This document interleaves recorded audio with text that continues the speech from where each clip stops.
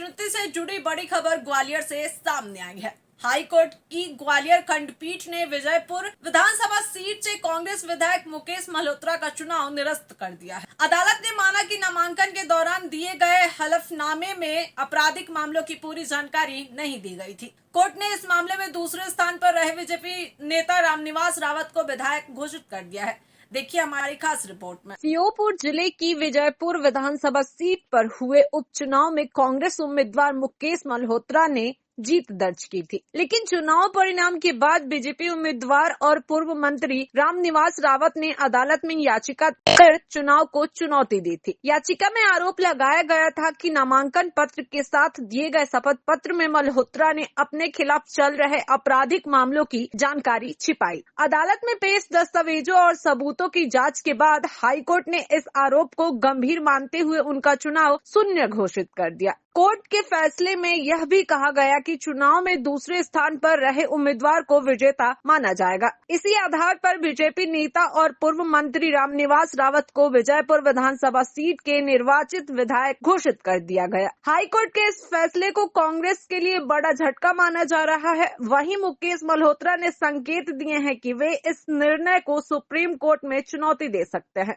फिलहाल इस फैसले के बाद विजयपुर की सियासत एक बार फिर गर्मा गई है। अब नजर इस बात पर रहेगी कि क्या मामला सुप्रीम कोर्ट तक जाता है या फिर हाई कोर्ट का फैसला ही अंतिम माना जाए। तो मैं इस तरह से देखता हूँ कि माननीय उच्चतम न्यायालय द्वारा दिए गए चुनाव सुधारों के निर्देश के अनुसार जो नामांकन फॉर्म के साथ निर्देश दिए गए हैं कि उनकी पूर्ति करना नामांकन भरने वाले प्रत्याशी का दायित्व है।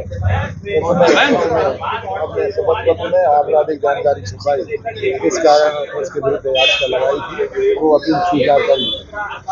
किस तरह की आपराधिक जानकारी छुपाई? दो अपराधों में उसको सजा हुई थी, वो छुपाई थी। एक अपराध में उसको चार्ज लग गए थे, लेकिन उसने वो जानकारी पूर्ति नहीं की, वो जानकारी छुपाई। सुप्रीम कोर्ट जाने की बात कर रहे हैं। जाएंगे वो तो उसका उनका न्याय का अधिकार है। न्याय की कुछ राहत भी दी, कुछ समय भी दिया गया है। 15 दिन का समय दिया गया है। न्यायिक प्रक्रिया है, समय तो देती है। अब आगे का आपका क्या प्लान है?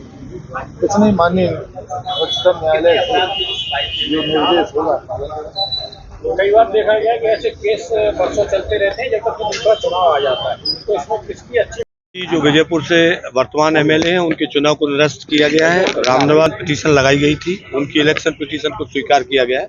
उनके द्वारा आरोप लगाया गया था कि संबंधित मुकेश मल्होत्रा द्वारा जो शपथ पत्र नामांकन पत्र प्रस्तुत करते समय पेश किया था, उसमें महत्वपूर्ण जानकारी आपराधिक मामलों के संबंध में छिपाई गई थी।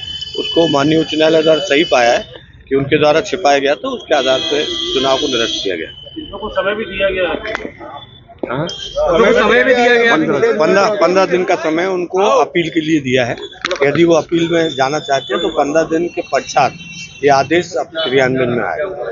किस तरीके के रास्ते और खुले, क्या उम्मीद है? देखिए, सुप्रीम कोर्ट में अपील में जा सकते हो और बाकी जो भी लीगल प्रक्रिया है उसका उनके वकील उनको जो सलाह देंगे वो कर सकते हो। बाकी आज की तारीख में जो आदेश माननीय उच्च न्यायालय में हो गया वो जब तक फाइनल रहेगा, जब तक कि उच्चतम न्यायालय